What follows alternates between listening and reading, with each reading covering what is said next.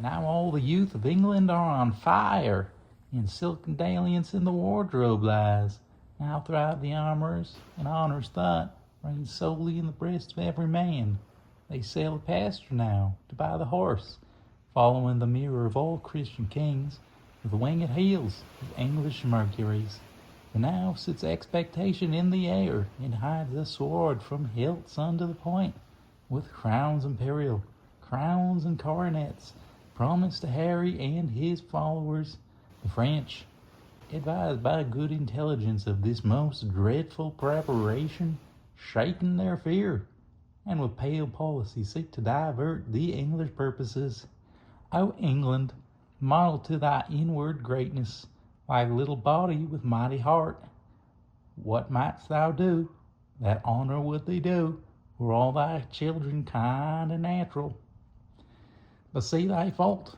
France hath in thee found out a nest of hollow bosoms, which he fills with treacherous crowns, and 3 corrupted men, one Richard Earl of Cambridge, and the second Henry Lord Scrope of Masson, and the third Sir Thomas Grey, Knight of Northumberland, have for the guilt of France, guilt indeed, confirmed conspiracy with fearful France, and by their hands this grace of kings must die, if hell and treason hold their promises, ere he take ship for France, and in Southampton linger your patience on, and we'll digest the abuse of distance, force of play.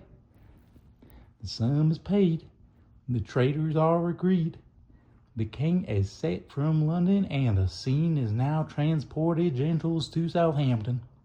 There is the playhouse now, there must you sit, and thence to France shall we convey you safe, and bring you back, charming the narrow seas, to give you gentle pass.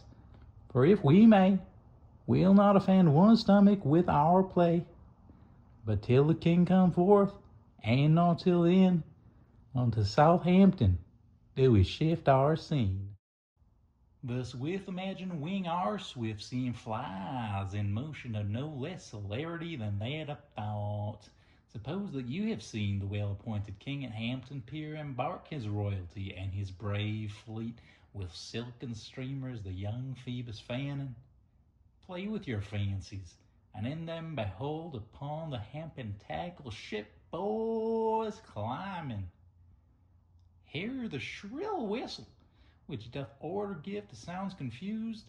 Behold the threatened sails, borne with the invisible and creeping wind, draw the huge bottoms through the furrowed sea, breasting the lofty surge. Oh, do but think you stand upon the Rivage, and behold a city on the inconstant billows dancing. For so appears this fleet majestical, holding due course to Harfleur. Follow, follow, grapple your minds, the sternage of this navy, and leave your England as dead midnight still, guarded with grandsires, babies, and old women, either past or not arrived to pith and puissance. For who is he whose chin is but enriched with one appearing hair, that will not follow these culled and choice drawn cavaliers to France? Work your thoughts, and therein see a siege. Behold the ordnance on their carriages, with fatal mouths gaping on girded Harfleur. Suppose the ambassador from the French comes back, tells Harry that the king doth offer him Catherine, his daughter, and with her, to dowry, some petty and unprofitable dukedoms. The offer likes not, and the nimble gunner with lean stock now the devilish cannon touches, and down goes before them. Still be kind, and eke out our performance with your mind. Now entertain conjecture of a time when creeping murmur in the pouring dark fills the wide vessel of the universe.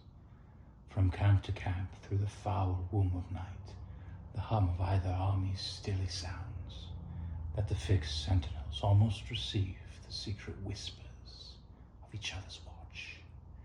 Fire answers fire, and through their paly flame, each battle sees the other's umbered face.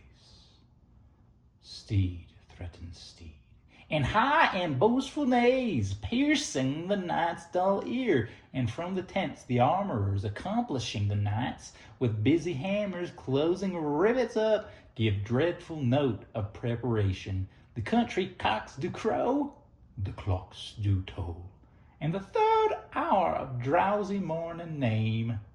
Proud of their numbers and secure in soul, the confident and overlusty French do the low-rated English play at dice, and chide the crippled, tardy-gated knight, who, like a foul and ugly witch, doth limp so tediously away. The poor condemned English, like sacrifices by their watchful fires, sit patiently and inly ruminate the morning's danger, and their gestures sad, investing lank lean cheeks and war-worn coats, presenteth them unto the gazing moon so many horrid ghosts. Oh, now, who will behold the royal captain of this ruined band, walking from watch to watch, from tent to tent? Let him cry, praise and glory on his head. For forth he goes and visits all his host, bids them good morrow with a modest smile, and calls them brothers, friends, and countrymen. Upon his royal face there is no note how dread an army hath enrounded him, nor doth he dedicate one jot of colour unto the weary and all-watching night, but freshly looks, and overbears a tint, with cheerful semblance and sweet majesty, that every wretch, pining in pain before beholding him, plucks comfort from his looks. The largesse universal, like the sun, his liberal eye doth give to every one, thawing cold fear that mean and gentle all behold as may unworthiness define. A little touch of Harry in the night. And so our scene must to the battle fly, where, oh, for pity, we must disgrace, with 4 or 5 most vile and ragged foils, right ill-disposed and brawl ridiculous, the name of Agincourt, yet sit and see, minding true things, by what their mockeries be. Vouchsafe to those that have not read the story, that I may prompt them, and if such as have, I humbly pray them to admit the excuse of time, of numbers, and due course of things, which cannot in their huge and proper life be here presented. Now we bear the king toward Calais. Grant him there. There seen heave him away upon your winged thoughts athwart the sea. Behold, the English beach pales in the flood with men, with wives, with boys, whose shouts and claps outvoice the deep now sea, which, like a mighty whiffler for the king, seems to prepare his way, so let him land, and solemnly see him set on to London. So swift a pace hath thought that even now you may imagine him upon Blackheath, where then his lords desire him to have borne his bruised helmet and his bended sword before him through the city.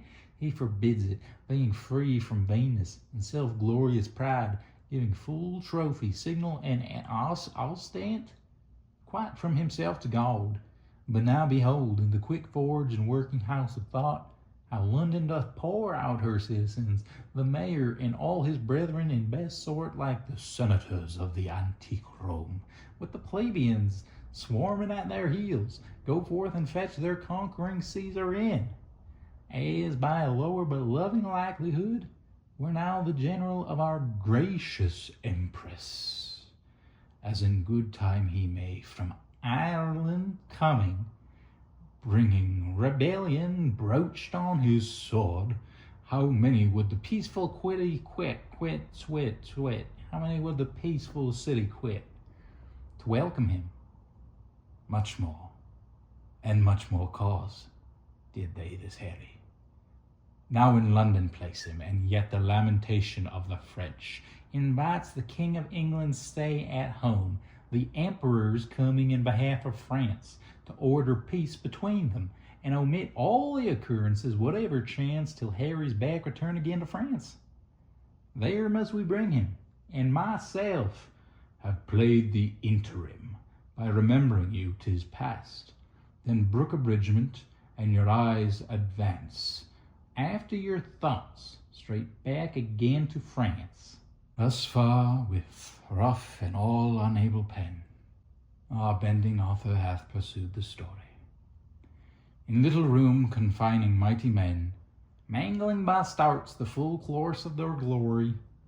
Small time, but in that small most greatly lived this star of England. Fortune made his sword, by which the world's best garden he achieved, and of it left his son imperial lord. Henry the Sixth, in infant bands crowned king of France and England, did this king succeed, whose state so many had the managing, that they lost France and made his England bleed, which oft our stage has shown, and for their sake, in your fair minds, let this acceptance take.